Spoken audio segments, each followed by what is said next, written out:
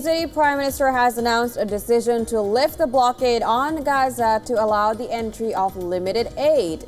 In a statement, the Prime Minister said that Israel will allow the entry of a basic quantity of food for the Gaza population to prevent a hunger crisis. Well, and this as Israeli military announced a significant ground incursion into multiple areas of the Gaza Strip. We'll bring you more on that front on the show today. Also on World DNA.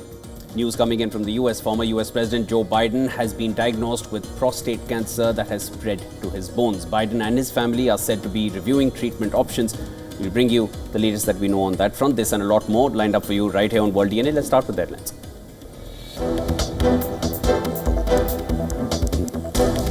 Israel to allow resumption of humanitarian aid into Gaza. Prime Minister Benjamin Netanyahu's office says it will allow entry of a basic quantity of food in order to prevent a hunger crisis in the territory.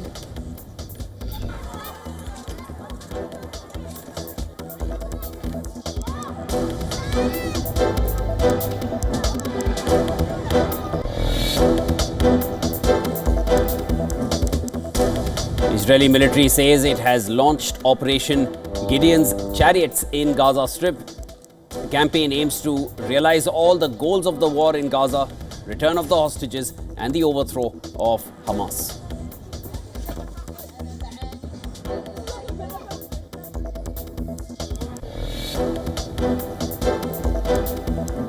Joe Biden's office says former U.S. President diagnosed with an aggressive form of prostate cancer that has spread to his bones.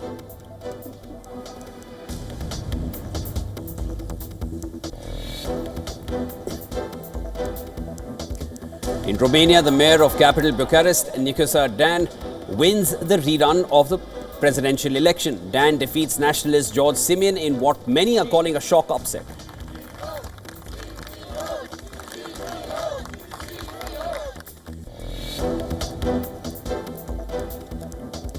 Portugal's incumbent centre-right Democratic Alliance wins the general election but falls well short of a majority. The far-right party registers historic gains with a record 22% vote.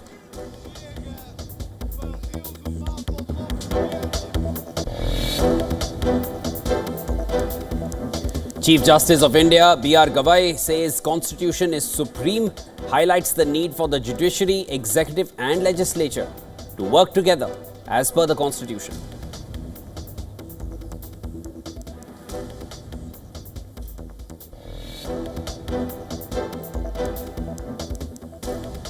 The anti-terrorism squad in India's Uttar Pradesh arrests an alleged Pakistani spy. Authorities say he has shared confidential information related to India's security with Pakistan's ISI.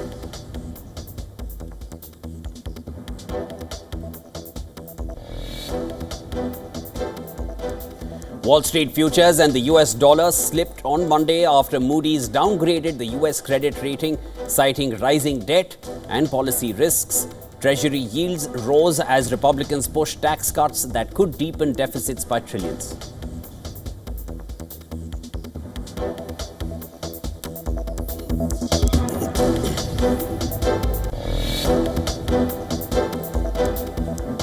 Max Verstappen celebrated Red Bull's 400th Grand Prix by taking the checkered flag at Imola.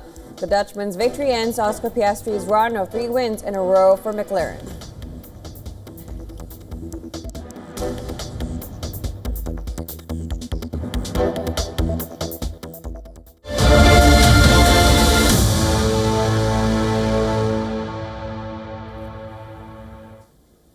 Well, police in India's Uttar Pradesh have arrested a man allegedly involved in espionage for Pakistan's ISI. Uttar Pradesh's anti-terrorism squad, the ATS, arrested the accused, identified as Shahzad from Muradabad. According to the UP ATS, Shahzad had been visiting Pakistan for the past several years and smuggled cosmetics, clothes, spices and other goods illegally across the border. Under the guise of this, he worked for the Pakistani intelligence agency ISI, sharing confidential information related to India's security. The arrest is the latest in India's ongoing crackdown on alleged Pakistani espionage network. Earlier, several people, including a popular YouTuber and travel blogger, were arrested for allegedly spying for Pakistan. On the 16th of May, Haryana-based travel vlogger Jyoti Malhotra was arrested for allegedly sharing details of national interest with Pakistanis. Police have also arrested Devendra Singh from Haryana's Kaithal, who allegedly shared pictures and videos of Patiala cantonment to Pakistani officials. A person named Arman was also arrested from Nuh for allegedly sharing pictures of the Defence Expo with people in Pakistan. Earlier, the Punjab police had arrested two men, Ghazala and Yamin Mohammed, from the Malarkotla area. Two others, Palak Sher Masi and Suraj Masi, were picked up from Amritsar. Now, the arrested people were allegedly in touch with Ehsan ur Rahim alias Danish, who was working at the Pakistan High Commission in New Delhi. Danish was expelled by the Indian government on May 13th. Jyoti and Devendra were allegedly in contact with officials of Pakistan intelligence when they traveled to Pakistan. Now, Jyoti, who runs a YouTube channel called Travel with Joe, has 3.77 lakh subscribers on YouTube. She had travelled to Pakistan in March this year. Police officials claim that she developed connections with Pakistani nationals and intelligence operatives from her first visit to Pakistan in 2023.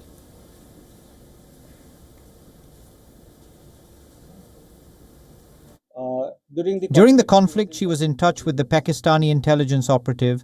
She did not have any direct access with any important military or defense information that she would have shared with him.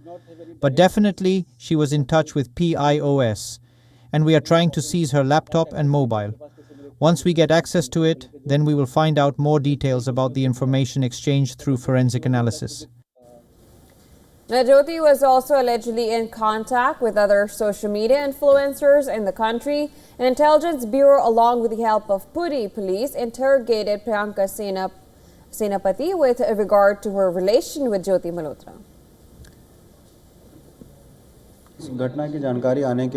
The verification is underway, and we will put facts in public once the verification is over. We are in connection with police departments of different states as well as central agencies, and we will provide all the support they need. Devendra Singh, who is pursuing a master's degree in political science from a college in Punjab, had visited Nankana Sahib in Pakistan last year. During the visit, he allegedly came into contact with Pakistani intelligence officials and remained in touch since his return to India. On May 11th, Punjab police had arrested 31-year-old Ghazala and her associate Yamit Mohammed from Malerkotla. They were arrested for allegedly assisting a Pakistani official posted at the High Commission in Delhi. On the 3rd of May, two men, Palak Sher Masi and her associate Suraj Masi, were arrested in Amritsar for allegedly taking photographs and sharing sensitive details of army cantonments and air bases. They were reportedly in contact with ISI through an inmate at Amritsar Central Jail.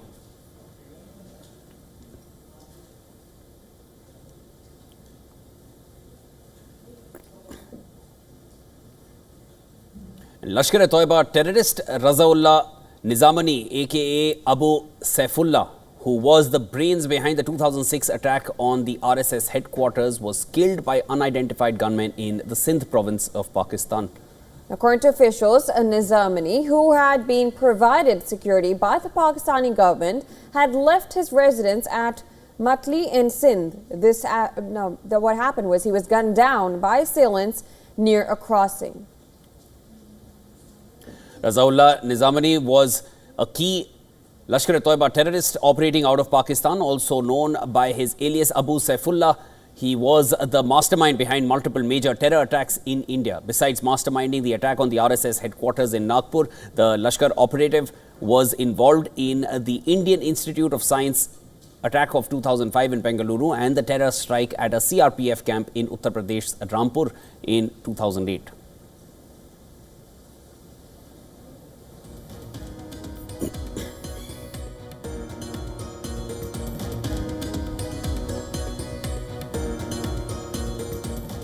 Well, another global news, former U.S. President Joe Biden has been diagnosed with prostate cancer that has spread to his bones. A statement from Biden's office said that he was diagnosed on Friday after he saw a doctor last week for urinary symptoms. The statement said that the 82-year-old was diagnosed with the disease after a prostate nodule was found during the doctor's visit. Now, this statement said, as per the statement, the cancer appears to be hormone sensitive, which allows for effective management.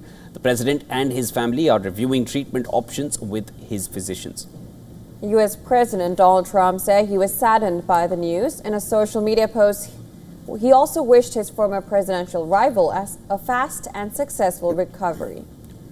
Former President Barack Obama said that Biden will fight cancer with his trademark resolve and grace. Obama, who had tasked then Vice President Biden to lead his task force on cancer research, said this is the full statement from Barack Obama, that nobody has done more to find breakthroughs, treatments for cancer in all its forms than Joe, and I am certain he will fight this challenge with his trademark resolve and grace. Now, Biden's Vice President Kamala Harris called him a fighter. She wrote, "I know he will face this challenge with the same strength, resilience and optimism that have always defined his life and leadership." Biden's life has been marked by personal tragedy. In 1972, his first wife and a baby daughter were killed in a car crash. His son, Beau Biden, died aged 46 of an aggressive form of brain cancer in 2015. According to the American Cancer Society, prostate cancer is the most common form of cancer in men, with 1 in 8 men in the U.S. diagnosed with it over their lifetime. While it is highly treatable if discovered early, it is the second leading cause of cancer death in men. Hormone therapy is a common treatment that can shrink tumors and slow cancer growth, but is not a cure. According to the statement, Biden's cancer was found to have a Gleason score of 9, indicating the seriousness of Biden's disease.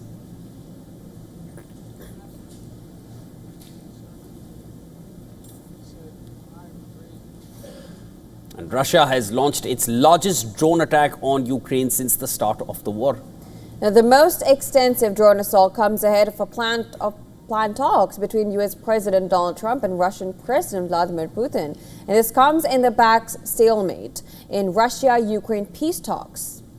The Ukrainian authorities say that Russia launched over 273 drones targeting several regions, including Kiev, Dnipropetrovsk, and Donetsk. Ukraine claims at least one woman killed and 3 others injured in the explosions that rocked residential areas. Kiev and surrounding areas prolonged air raid alerts lasting up to 9 hours. Ukrainian air defenses intercepted 88 incoming drones, while 128 others veered off course without causing damage. There were many explosions, a lot of them. It has been the 4th year of war. We thought God will spare us, but thanks we are at least alive. Reacting to the attack, Ukrainian Deputy Prime Minister said Russia launched a record number of drones with a clear goal of killing civilians. The attack comes just 2 days after Russia-Ukraine peace talks ended without any breakthrough on a ceasefire agreement. Speaking in a television interview on Sunday, President Vladimir Putin asserted that Russia will take its necessary resources to bring the conflict to what he called a logical conclusion. We have enough strength and resources to bring what was started in 2022 to its logical conclusion with the result needed by Russia. This result is the elimination of the causes that led to this crisis, the creation of conditions for long-term sustainable peace, and ensuring the security of the Russian state, ensuring the interests of our people in those territories. US President Donald Trump says he plans to call the Russian president on Monday, following which he is slated to speak with Ukrainian President Zelensky. In a Truth Social post, Trump said talks are necessary in order to stop the bloodbath in Ukraine. U.S. Vice President J.D. Vance and Ukrainian President Volodymyr Zelensky met in Rome for the first time since their heated Oval Office clash in February. The leaders discussed the situation on the front, preparations for the Trump-Putin conversation on Monday, and the possibility of sanctions against Russia if there is no ceasefire. Earlier, the two leaders shared a brief handshake during Pope Leo inaugural Mass at the Vatican, then held a private meeting. German Chancellor Friedrich Merz has announced that he and other EU leaders aim to speak with Trump ahead of the scheduled phone call with Putin. Merz said he discussed the issue with US Secretary of State Marco Rubio at the inaugural Mass of Pope Leo XIV in the Vatican. I had the opportunity to speak with President Zelensky for some time during the way into St. Peter's Basilica. I spoke with Marco Rubio also about the phone call tomorrow, and we have now agreed that we will speak again with the four heads of state and government and the U.S. President in preparation for this talk. Meanwhile, Italian Prime Minister Giorgia Meloni hosted a trilateral meeting in Rome with U.S. Vice President J.D. Vance and European Commission President Ursula von der Leyen. Now, during the talks, Ursula von der Leyen said that the coming week would be crucial for Ukraine's future. I would like also to raise the topic of Ukraine. What unites us is that we want a just and lasting peace. Sure. And I know how much you are engaged in ending this war, and I thank you for that. So what is important now is certainly that we push that things are moving forward, and I think the next week will be crucial on that. And moving to West Asia, Israeli Prime Minister Benjamin Netanyahu has approved the immediate resumption of humanitarian aid into Gaza. This is during a security cabinet meeting which took place on Sunday. Confirming the decision, the Prime Minister's office said it is being done at the recommendation of the IDF and for what it dubbed as an operational need to enable the expansion of fighting to defeat Hamas. It said that Israel will allow the entry of a basic quantity of food for the population in order to prevent the development of a hunger crisis in the Strip, which it added would endanger the continued operation to defeat Hamas. The move comes amid increasing international pressure. Now, in the latest, French Foreign Minister Jean-Noël Barrot called on Israel to allow the immediate, massive and unhampered resumption of aid to Gaza in reaction to Netanyahu's decision to allow the basic amount in. In a post on social media, Barrett highlighted that such a move would put an end to the catastrophic humanitarian situation and definitely end the famine. Now, also, a group of Italian parliamentarians protested in front of Egypt's Rafah border crossing with Gaza, calling for aid access and an end to the war. Europe should do more. Europe is doing nothing to stop the massacre. Europe should use the leverage she has to stop all this. We are here at the Rafah border to testify that what is being said in Europe is not true. This is a closed border. It is a border from where aid has not passed in months. It is a border where we hear the bombs right now, the explosions of the bombs just 12 kilometers away from us. And amid reports that Israel and Hamas are considering proposals for a hostage ceasefire deal, this is the latest development. CNN reported, citing an unnamed Hamas official, that the group has agreed to release 9 hostages amid a 2-month ceasefire in Gaza, with the Israeli military withdrawing to the enclave's outskirts, alongside the release of 300 Palestinian security prisoners in return. However, Hamas denied this, with a senior official of the group, Sami Abu, reiterating the stance that it is prepared to release all hostages in one phase itself, provided Israel agrees to end the war with international guarantees. While on the other hand, Netanyahu's office said Israel's negotiating team in Qatar is exhausting every possibility for a deal to free the hostages, including a framework that would consider an end to the war. This indicates a shift in position for Netanyahu that has until now insisted that the team would only negotiate on the basis of U.S. Special Envoy Stewart Koff and his proposal for a short-term ceasefire and limited hostage exchange.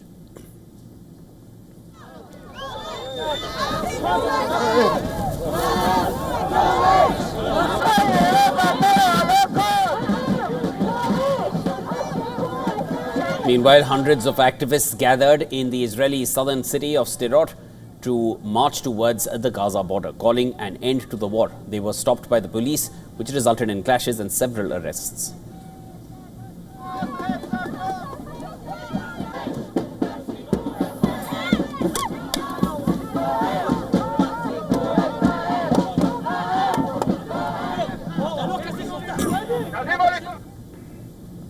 Nicusa Dan, the centrist mayor of Bucharest, won a tense rerun of Romania's presidential election. Dan beat nationalist George Simeon in what many are calling a shock upset. According to a near-complete results, Dan, who campaigned as an independent candidate promising an honest Romania, gained close to 54% of the vote. Simeon, an admirer of U.S. President Donald Trump, secured some 46%. Turnout was close to 65% compared to 53% for the May 4th first round, in which Simeon secured most votes. Despite exit polls showing Dan ahead, Simeon initially claimed that he had won the election but eventually conceded defeat to his rival. He vowed to continue the fight for Romania and put its 19 million people first. Thousands gathered in the center of Bucharest to celebrate Dan's victory. Supporters holding Dan posters and waving Romanian and European Union flags took to the streets to celebrate the nail-biting victory.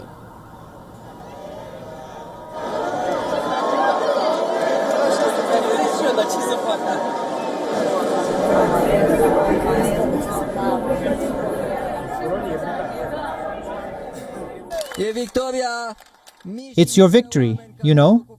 It is the victory of thousands and thousands of people who campaign these days, who believe that Romania could change in the right direction. Don't forget, never forget the strength which you have proven these weeks, because together we will have things we have to get past. The election was seen as crucial for the future direction of Romania, EU and NATO member, which shared a border with the war-torn Ukraine. The ballot came 5 months after Romania's constitutional court annulled an election over allegations of Russian interference and a massive social media promotion of the far-right frontrunner who was not allowed to stand again. Romania's president has significant sway in foreign policy, including holding veto powers at EU summits.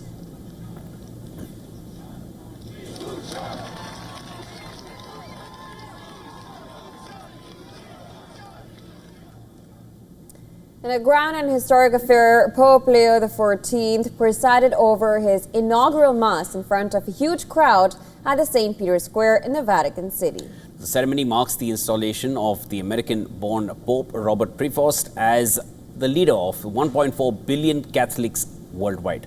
Shortly after the Mass, the newly instated pontiff greeted leaders and heads of states from across over 150 nations.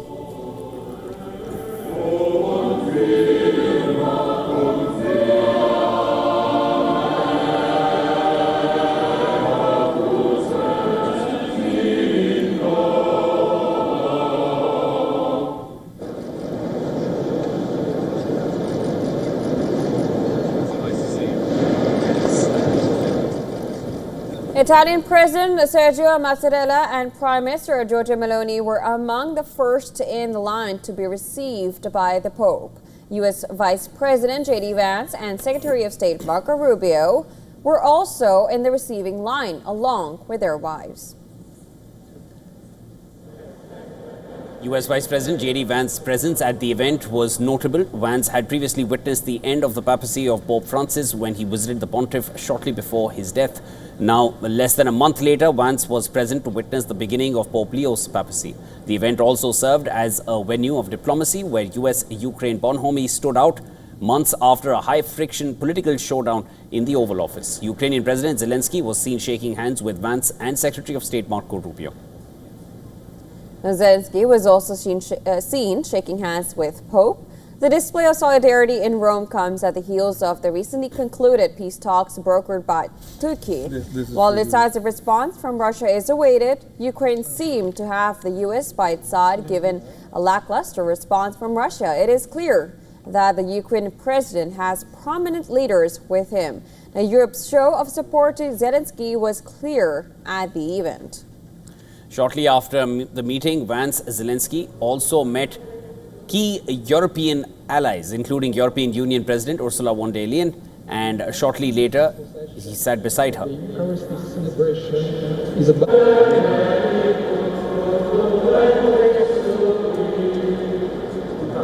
later, Zelensky was seen greeting Italian Prime Minister Giorgia Meloni, who has been vocal about her support for the war-torn nation. With a clear message of peace from the Pope, the Vatican is now positioned to play a role in mediating peace between Ukraine and Russia. Earlier last week, Pope Leo had offered to host peace talks between Ukraine and Russia. Eccolo.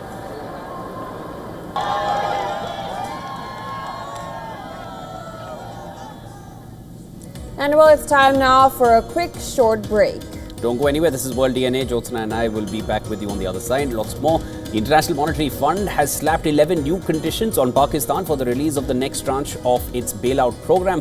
We'll bring you a full report on that.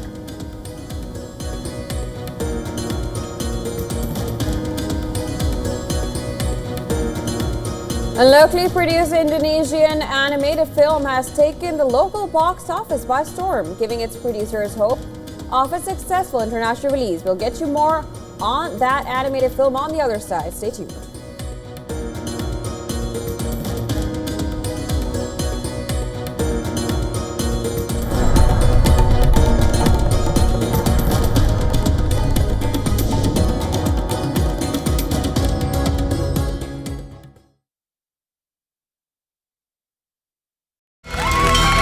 From the bustling trading floors of Wall Street to the vibrant exchanges of Asian stock markets, WION breaks it down for you to make sense of what's happening, as we reveal the key factors behind events, strategic battles, and the game-changing business decisions that shape the world. We bring you all of this and more on World Business Watch.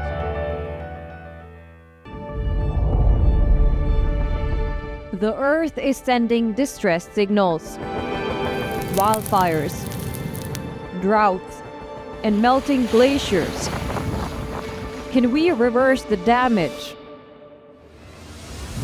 Explore the harrowing effects of climate change. It's a wake-up call. Global emergency. Climate Tracker on WION World is One. Unlocking the future of finance. Dive into the world of tokenization with me as we yield the power of tokenization. Discover the future of ownership, where I decode, demystify tokenization for you. Empowering the tokenized revolution. Get ready to dive for an in-depth look at tokenization. Busting the myths around tokenization. Catch me on Token Money Magnet. Token Money Magnet. Token Money Magnet. Token Money Magnet. Token Money Magnet only on WION.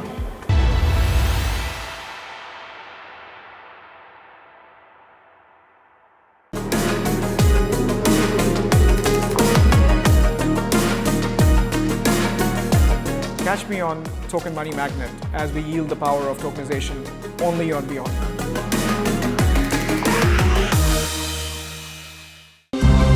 To bring the benefits of the Subhash Chandra Show to your educational institution, teachers and students, send an invitation to Juhi Jha at juhi@such.org.in.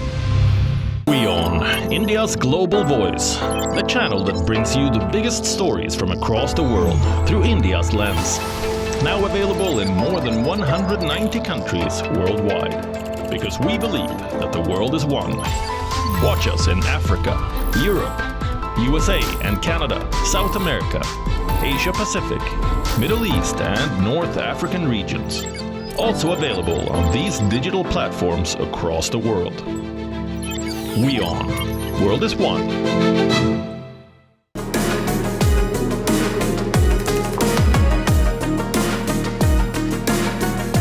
Catch me on Token Money Magnet as we yield the power of tokenization only on WION.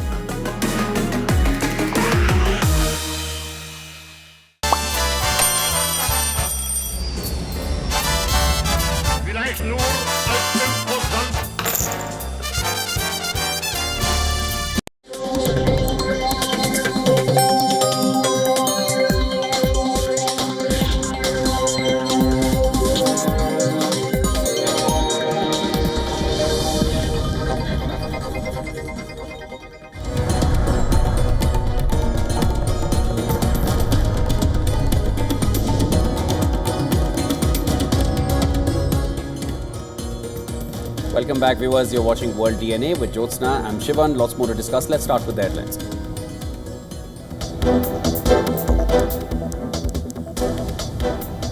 India's Home Ministry has reportedly set a 30-day limit to verify credentials of illegal immigrants from Bangladesh and Myanmar. Reports say unverified individuals to face deportation after the period.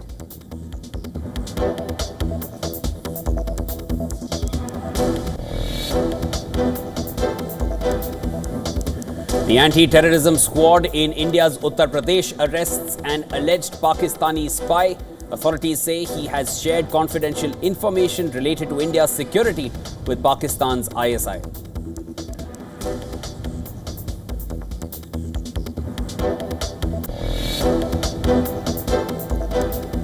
India's Foreign Secretary Vikram Misri will brief Parliament's Standing Committee on External Affairs on the current situation with Pakistan today. External Affairs Minister S. Jaishankar to begin his visit to the Netherlands, Denmark and Germany.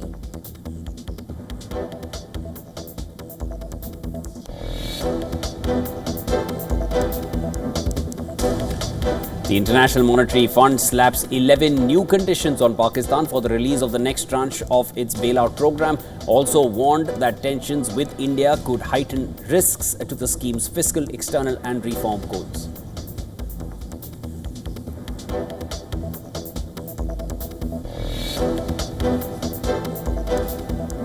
Israel to allow resumption of humanitarian aid into Gaza. Prime Minister Benjamin Netanyahu's office says it will allow entry of a basic quantity for food in order to prevent a hunger crisis in the territory.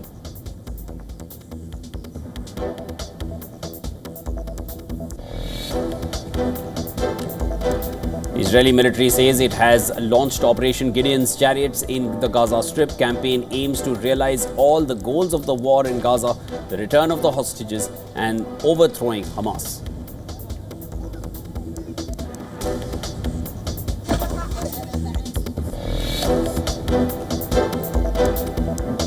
Joe Biden's office says former U.S. president diagnosed with an aggressive form of prostate cancer that has spread to his bones.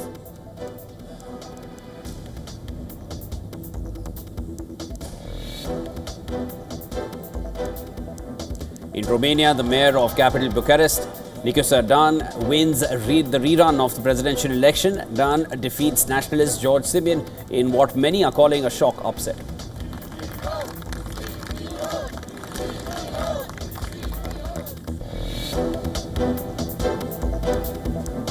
Portugal's incumbent centre-right Democratic Alliance wins general election but falls well short of a majority. The far-right party registers historic gains with record 22% vote.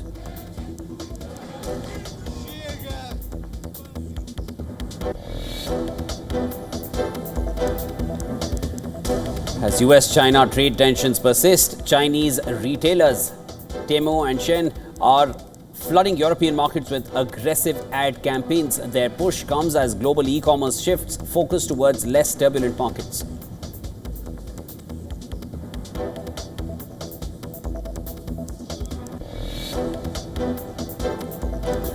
Max Verstappen celebrated Red Bull's 400th Grand Prix by taking the checkered flag at Imola. The Dutchman's victory ends Oscar Piastri's run of 3 wins in a row for McLaren.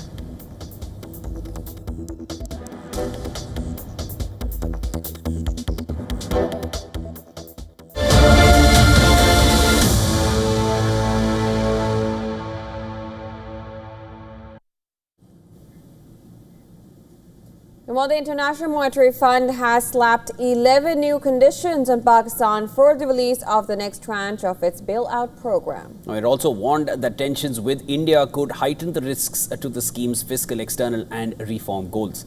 According to the Express Tribune newspaper, in its staff-level report released on Saturday, the IMF noted that tensions between Pakistan and India have risen significantly over the past 2 weeks, added that so far the market reaction has been modest, with the stock market retaining most of its recent gains and spreads widening moderately. The IMF has laid out 11 conditions Islamabad must meet, ranging from economic reforms to legislative deadlines. Topping these conditions are passing a federal budget worth 17.6 trillion rupees with strict targets for deficit control and developmental spending. Now, other conditions relate to various cash transfer programs and better tax collection structure. The report has stated that a governance action plan must be published to address systemic vulnerabilities. It added that cash transfer programs must be linked to inflation to maintain purchasing power. The report also cautions that rising India-Pakistan tensions and increased defense spending may derail Pakistan's economic targets. It underlined that this could jeopardize both fiscal discipline and the reform momentum for Pakistan. In addition to imposing new conditions, the IMF also made adjustments in earlier conditions, notably extending the deadlines of 4 conditions whose implementation had been delayed.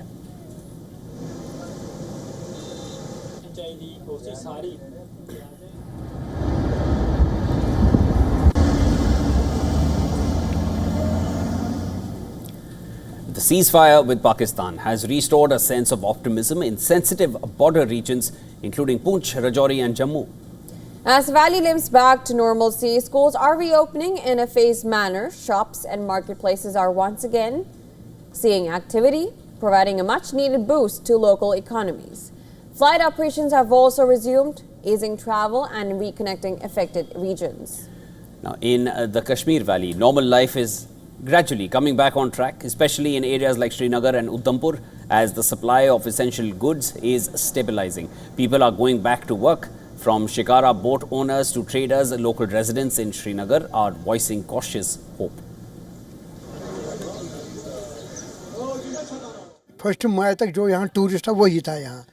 The only batch of tourists that last visited Dal Lake was here until May 1st.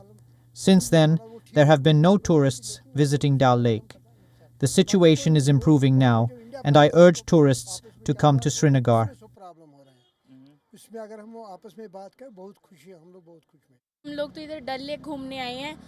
We have come here to visit Dal Lake.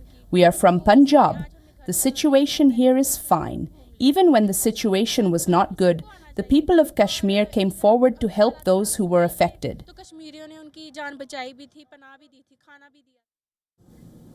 For many, the calm is an opportunity to rebuild livelihoods after a period of fear and disruption.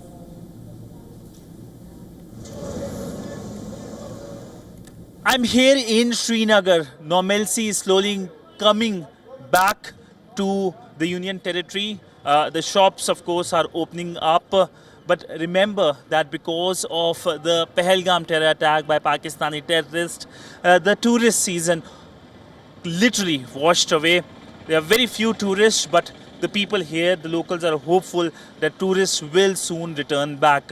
But essentially, we know that while the Union Territory saw peace and stability for some years, it was shaken up with the Pahalgam terror attack. India responded by strikes on the terror camps in Pakistan. Pakistan, of course, instead of cooperating with the Indian side on dealing with terrorists, launched attack on India. India, of course, was able to thwart that. But the most visible impact of the entire crisis was here in Kashmir, in Jammu, the Union Territory of Jammu and Kashmir. And people here in Srinagar, of course, were closely watching the developments, including, of course, the drone attacks that were launched from Pakistan. There's an uneasy calm here in Jammu and Kashmir in the aftermath of the Pahalgam terror attack. Now, while there is a ceasefire understanding, it clearly looks on the ground that it will take some time for the normalcy to return. For many of these shikarawalas, it was the peak tourist season and it is now washed away. They worry about their livelihood and they hope that the tourists will come back. While there is a little bit uptick in the tourists coming to Jammu and Kashmir, it will take some time before normalcy completely returns to the Union Territory, especially here in Srinagar, where the economy is in a major way and a substantial way dependent on tourism inflow. With video journalist Neeraj Patel, Siddhant Sibal for WION in Srinagar, Jammu and Kashmir. In a tragic incident, a massive fire claimed 17 lives in the Indian city of Hyderabad. And 8 children were among the dead. victims in the blaze that engulfed a building near the city's iconic Charminar. The Telangana Disaster Response and Fire Services said a short circuit started the fire in a jewelry shop that spread rapidly to the upper floors where residents lived. Firefighters received the distress call around 6:30 a.m. and rushed to the spot with 11 fire engines. Residents and shopkeepers watched in horror as they battled the intense flames. Several injured people have been shifted to nearby hospitals now. Shortly after the incident, several leaders visited the site. Union Minister G. Kishan Reddy expressed deep sorrow and called for stronger safety protocols and better equipment for emergency responders.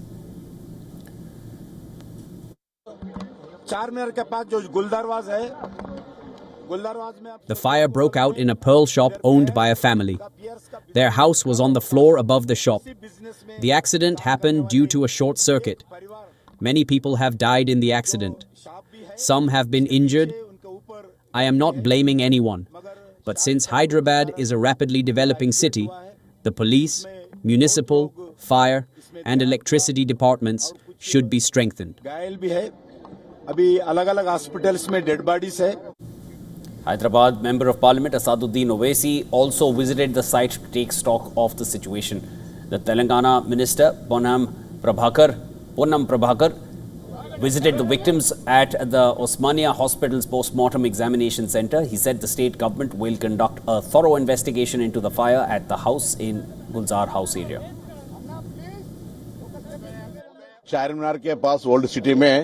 The fire broke out around 6 a.m. and by 6:16 a.m. the fire department of the Telangana government was present at the spot. They tried to save everyone, but the fire had spread massively. The majority of the people inside the building have died. The Chief Minister has spoken to the family who were living in the building that caught fire. The state government will fully support the family. We will conduct a thorough review to ensure fire safety and avoid any such incidents in the future.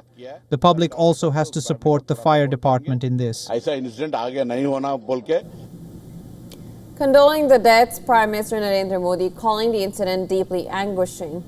The PMO announced an ex gratia of 2 lakh rupees for the families of those who lost their lives and rupees 50,000 for the injured.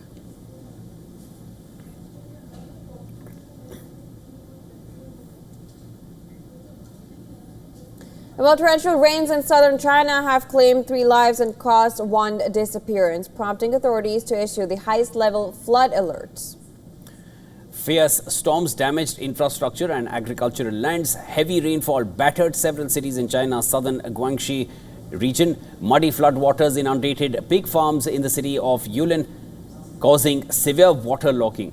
The state news agency Xinhua reported havoc caused by flash floods in Longlin city. The Chinese Meteorological Bureau has issued an advisory to its residents to take precautionary measures.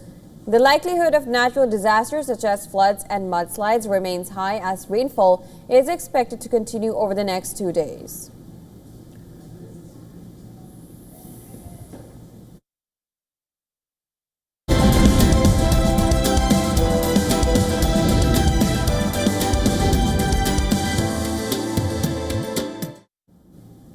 Tech layoffs in 2025 signal a deeper shift across industries where artificial intelligence is boosting productivity but also raising serious questions about the future of white-collar jobs.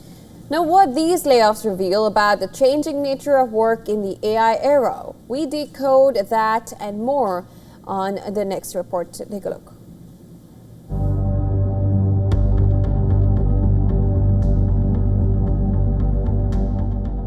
Microsoft announced a layoff of roughly 6,000 employees, many in software engineering and product roles, even as it leads the charge in a generative AI boom. The move underscores a growing contradiction. While tech is expanding rapidly, automation is quietly replacing human labor at its core. Microsoft hasn't declared a hiring freeze, but the layoffs hint at a deeper change. According to the company, more than 30% of its code is now written or assisted by AI, a figure echoed by Alphabet. The need for traditional coding roles may be shrinking, not due to weak business, but due to efficiency gains AI is delivering. Microsoft is not alone. Companies across sectors are cutting hiring plans in favor of AI-driven productivity. Intuit reports coding speeds are up by 40% thanks to AI tools. Palantir claims its AI agents can be up to 50 times more productive than human workers. Even marketing and creative work are being reshaped. Coca-Cola's latest Christmas ad was created using generative AI, and Expedia says AI tools are helping streamline its marketing strategy. From finance to customer service to software development, companies are using AI to do more with fewer people. Economists warn this may be just the beginning. Macroeconomic uncertainty, including tariff tensions and policy shifts, is compounding the shift. In times of downturn, companies tend to invest more in tech to improve efficiency. Norway's 1.6 trillion sovereign wealth fund recently said it would not expand its headcount, citing AI. Venture capitalists suggest we may have already seen peak employment at major tech firms who could continue growing revenues without adding staff. As firms seek flexibility in an uncertain economy, AI may offer the perfect solution and create a new labor market reality in the process. Business Bureau Report, WION, World is One.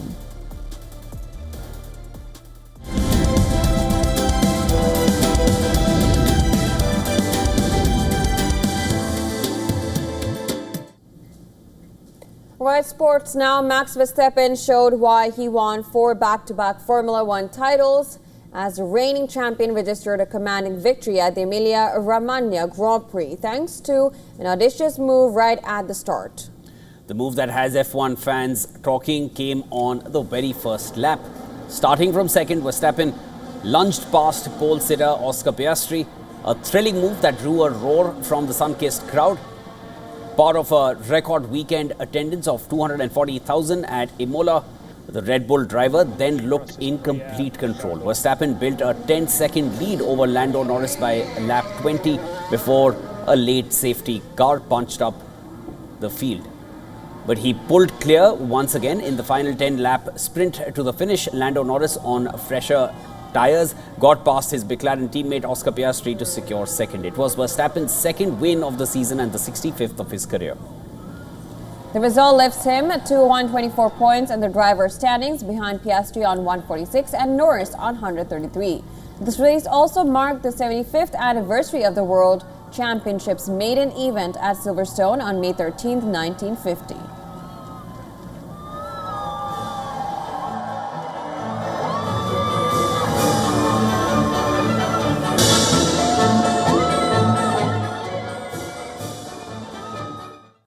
Incredibly proud of everyone. You know, it's been a very important week for us. The car has performed really well, and also I think the whole execution of the whole race, you know, went to pit, the pit stops themselves, they were all very good. Yeah, just brake too early, and yeah, I mean, it was a good move by Max as well, so disappointing obviously, but I think we made a few wrong calls after that anyways, and yeah, not our best Sundays.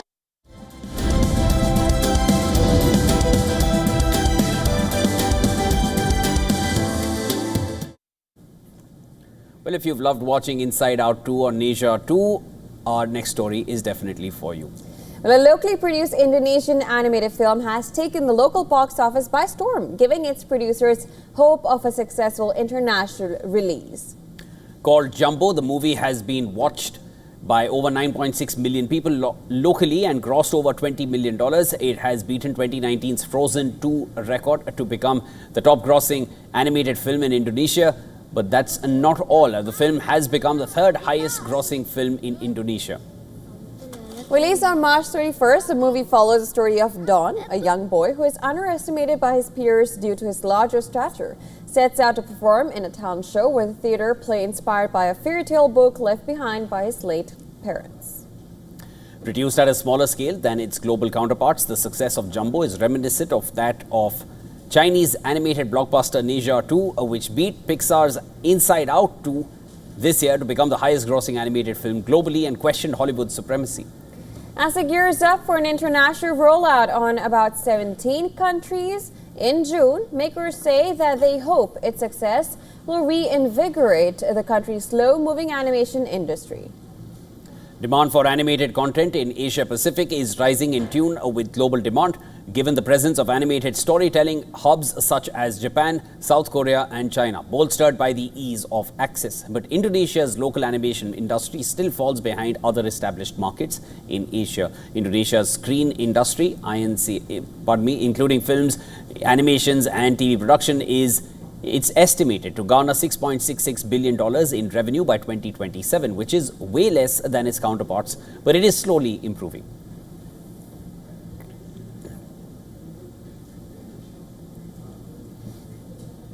And while the 78th edition of the Cannes Film Festival, which is currently underway, is nothing less than a starry affair.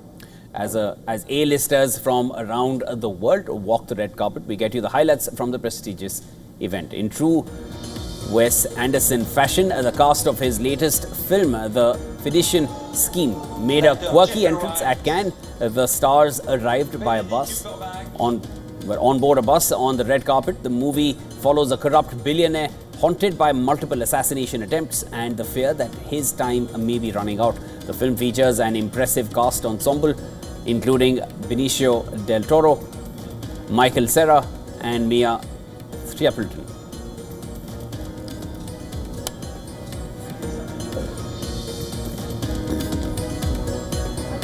Nicole Kidman has received the prestigious Women in Motion Award at this year's film festival. The honor recognizes her long-standing commitment to supporting female filmmakers and fighting ageism in the industry. The 57-year-old star became the 10th recipient of the award, jointly presented by the festival and Herring.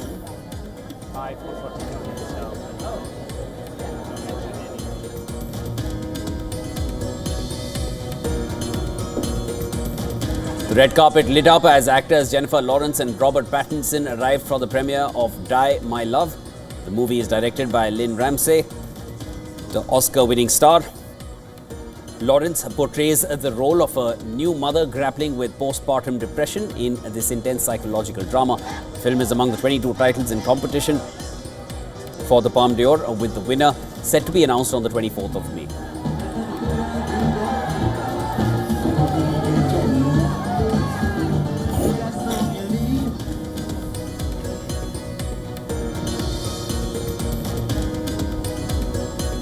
Kristen Stewart is stepping behind the camera this year, making her directorial debut with the Chronology of Water. Premiered on May 17, the film is competing in the festival's Uncertain Regard section.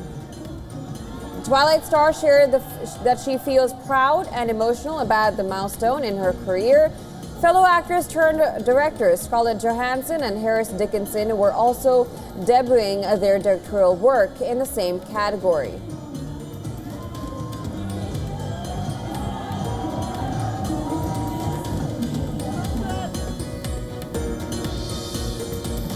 French actor Isabelle Huppert walked the Cannes red carpet for the premiere of The Richest Woman in the World. The film is helmed by Thierry Lifa. The movie is inspired by the life of billionaire Lillian Bettencourt. It is currently screened out of competition. The Cannes Film Festival continues through 24th of May.